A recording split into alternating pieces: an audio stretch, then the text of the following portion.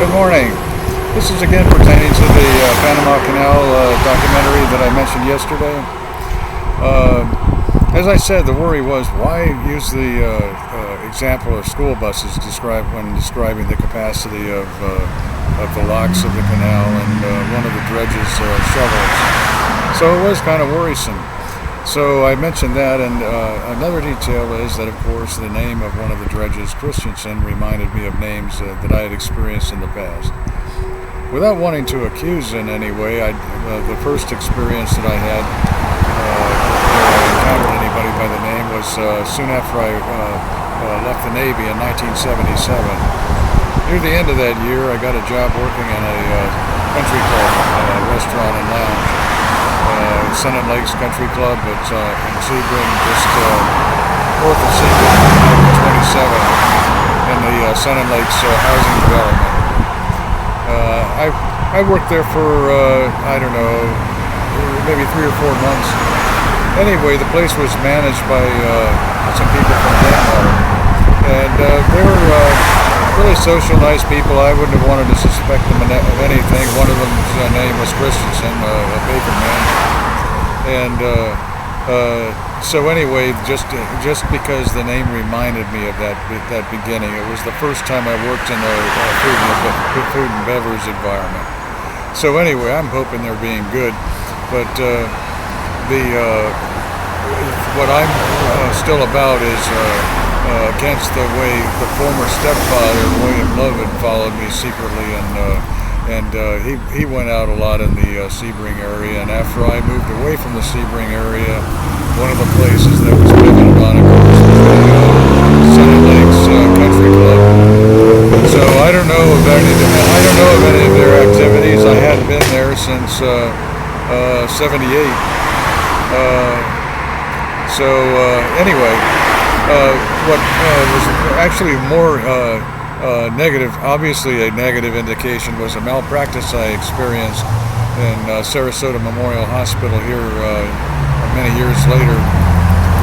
I was guessing it would have been about 2004, but I think it was some years before, actually. I had gone to the hospital really tired of being terribly harassed by the abused criminals that glared at me from traffic, insisting that they had installed something into me in an operation in Sebring. So I went to the hospital complaining specifically against the fact that they had insisted that they installed something into my ears. And as I walked to an examination room, for whatever reason, a woman got onto the PA system. Actually, she sounded kind of like the mother of Larry Gardner, saying a Doctor Gardner emphasis for some reason. But anyway, when I got to the examining room, the doctor's name was Christensen. So anyway, it turned out he was a real arrogant, apparently gay, I'm not saying that he is or whatever, but he apparently was a doctor who, for some reason, started by wanting to closely examine my eyes.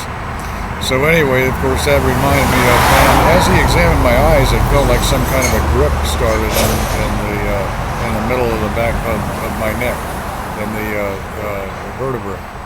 So anyway, then he leaned back in his seat, and he says, he instructed me to, he said, hold your nose, what do you say? Close your mouth, hold your nose, and blow.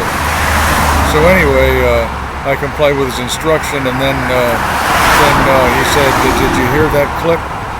And I had heard what sounded like a small metallic click sound in the middle of my head between the ears. So anyway, then he says, that doesn't happen to anyone else. There's a fluid buildup in the middle of your ears. There's a fluid buildup in your inner ears.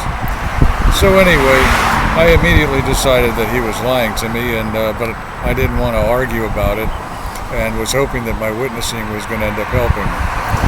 So anyway, he was an obviously callous kind of a malpractice, and what he was associating with, of course, is the previously described malpractice that I'd experienced in Orlando that had wrongly accused in 1981. that had wrongly accused that there had been a substance of another man on the corner of my eye.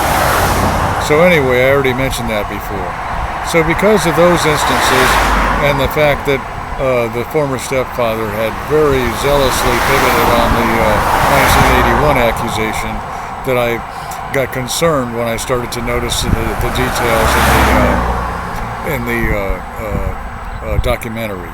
And another fact that I've been reminded of is that actually from the first malpractice in Sebring during high school in about 72, through recent years, some participants in the disruption against my life have really insisted that they actually secretly removed a section of my intestines and ate it after the operation. So they're really bad, and of course they're really arrogant about this. I made another video similar to this yesterday, but when I saw it, it looked like something that's my accentuated chapped lips to look really bad, and then there was emphasis by the usual gay corrupt Marines about it, as though I was agreeing with an accusation for some reason, but no, I don't. So anyway, this continues to only be for children being safe. I've seen, a day-to-day, of course, life continues, and there's children riding safely on school buses every day.